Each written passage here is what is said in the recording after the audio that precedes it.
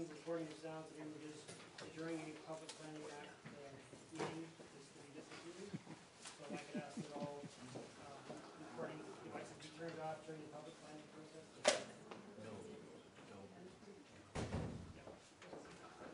All those. It's under our procedure by law. You said it was 13.3? 15.8. 15.8. Filming, recording sound or images taken photographs is not permitted during a public meeting, and being this is a public meeting under the Planning Act, we can ask that the recording devices be turned off. Do you want to read the entire section? Pardon? You can read the entire section. Which section are you referring to, please? It says it's not permitted without the written permission. Without the written permission, okay. So if there's another public meeting and someone provides written permission, we could allow recording. In the rule today that this be on that point of order, that the recording devices be turned off for the public meeting.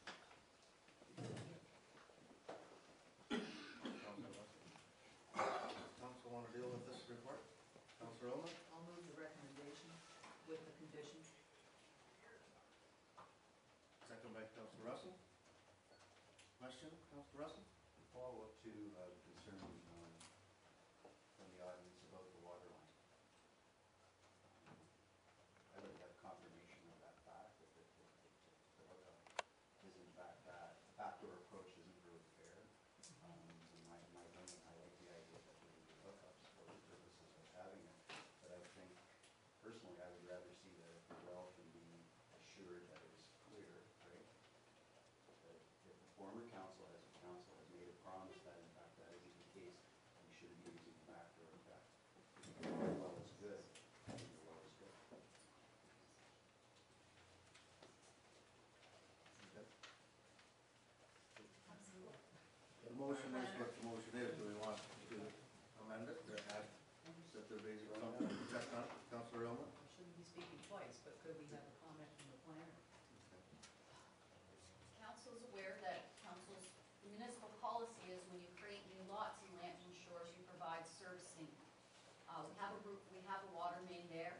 Any other lot created in Lambton Shores would be required to connect to a water main. And certainly the upgrade of the sewage system. I don't believe, and I mean, we'd have to go back and look at the minutes of all the public meetings we had. Council said they would never make anyone connect. This is a planning act approval, and council's policies respecting development have to be consistent across the municipality, and we require servicing for newly created lots in our municipality. So we're not forcing a farmer to connect his house or a farm operation to connect. This is a change in what existed. It's a new lot. Yes, Councilor Scott? Would the designation change then as well on the property? No, it doesn't change. This just simply becomes a residential lot in the agricultural area. And if you look at the policies, you'll see it recognizes a number of different uses in the agricultural area, as does the bylaw. Okay. Deputy Mayor Day? Actually, returning to John's comment, which is very wisely stated, there's a number of public documents that state that there would be no requirement for connection to the water line, and there are no conditions on it. Does not say that if it's being severed, you would have to connect, or if it's a new lot, you would have to connect. There's no conditions. It just says you will not have to connect. And I can help find those things if the staff has difficulty finding those. Okay. Anyway, I have a motion. The motion is with all those conditions. It will be coming back to us again as a report. We're approving it in principle, subject to the county and municipal being satisfied. All in favor of the motion? Opposed?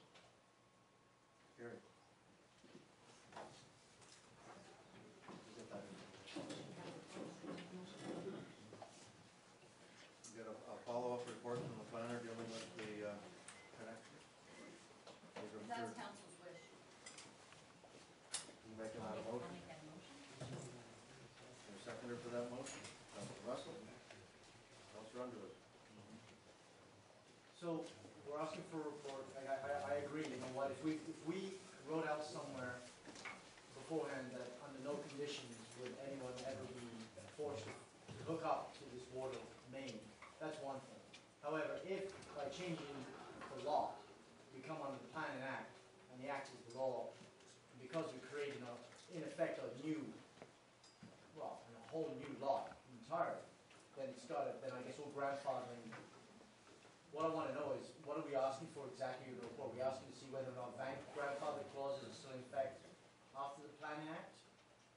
You know what I'm saying? Which trumps which? Is that what we're looking for, or I guess is that, like, what? There was no conditions that, it was the entire rural area.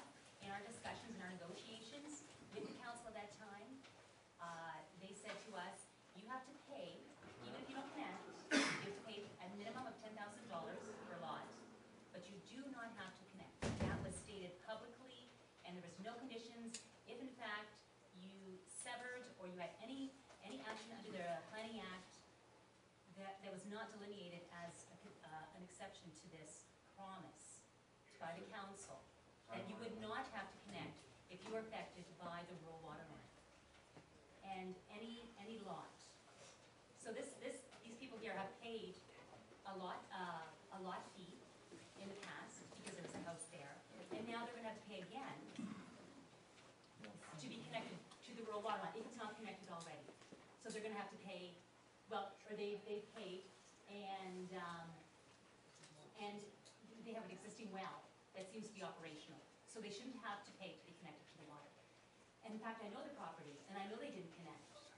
So they really should not have to pay additionally to be connected to the water line or connect, regardless of what happens.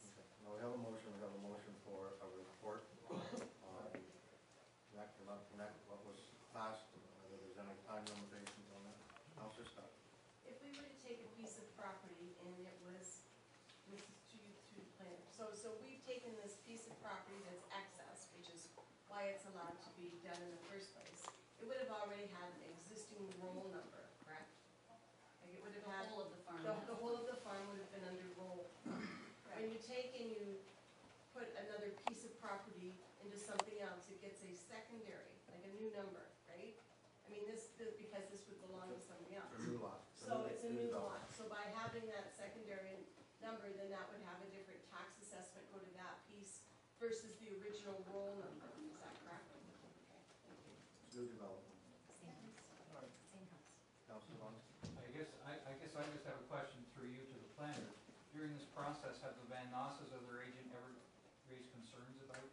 No, they have not. So they've raised no, they've said, gee, we don't want to hook up, we have a well that works, they've never.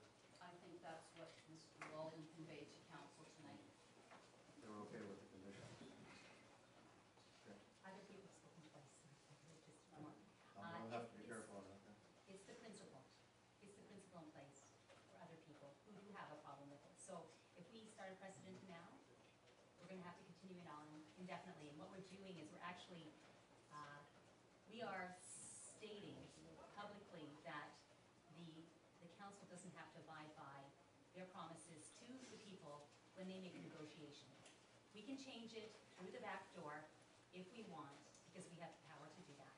And I believe we have to be consistent. When we make a decision, we have to be transparent about it. And if we make promises, we have to stand by our promises.